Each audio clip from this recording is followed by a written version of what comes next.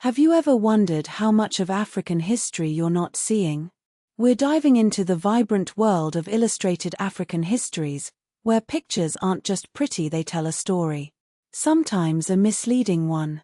Today we are unpacking how African History Illustrated reshaped our understanding of the continent's past, one image at a time. Forget dry textbooks. We are exploring pop-up empires of the mind and unearthing the visual language of a vibrant continent. What visual stories were used to make African history, and what did they leave out? The story begins centuries ago, with early European depictions slowly shaping a narrative. These images, often crafted from afar, frequently exoticized and misrepresented the continent. Maps centered on Europe, portraits based on biased accounts, and romanticized landscapes all contributed to an incomplete picture.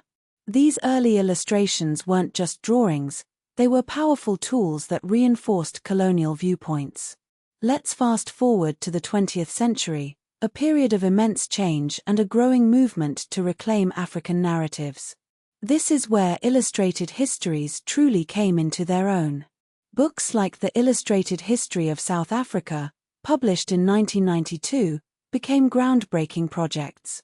It wasn't just about text, it was about visually representing pre-colonial societies, the struggles against colonial rule, and the heroes of the anti-apartheid movement. This book, filled with photographs, maps, and drawings, aimed to counter the dominant colonial narrative. It became a staple in South African schools, shaping a new generation's understanding of their own history. But the journey wasn't without its challenges. Even in these well-intentioned works, subtle biases could creep in. European-style timelines, for instance, often placed European exploration as the starting point, effectively erasing millennia of rich history. Portraits of African rulers were often based on European interpretations, not authentic African artistic traditions.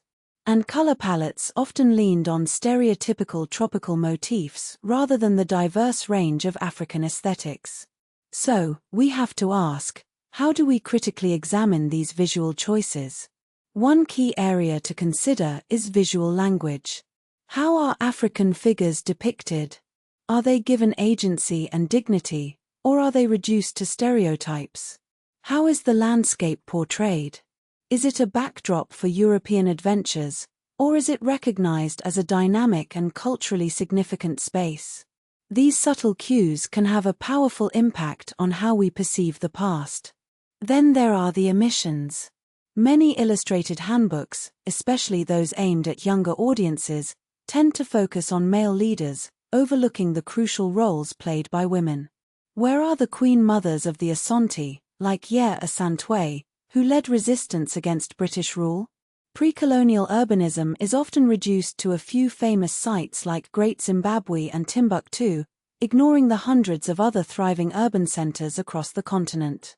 And African contributions to science and technology, like the sophisticated iron smelting techniques of the Nok culture or the astronomical knowledge of the Dogon people, are often minimized or ignored.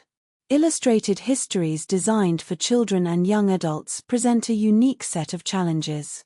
While it's important to make history accessible and engaging, there's a risk of oversimplifying complex events.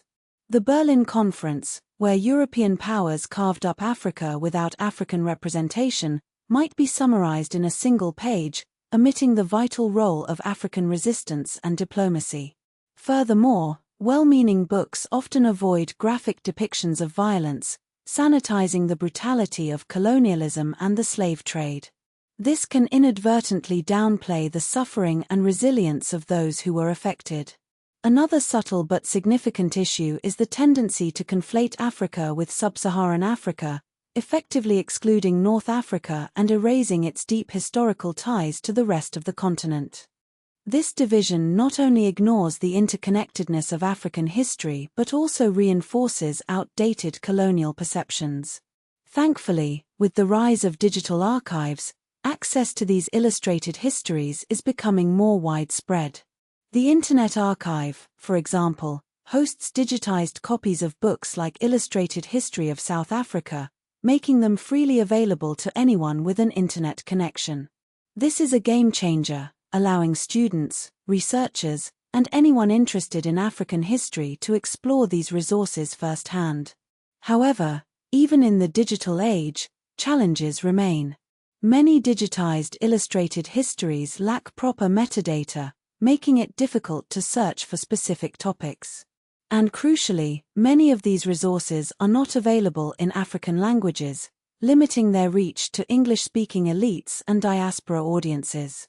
It's not enough to simply digitize these books, we need to ensure they are accessible and relevant to a wider audience.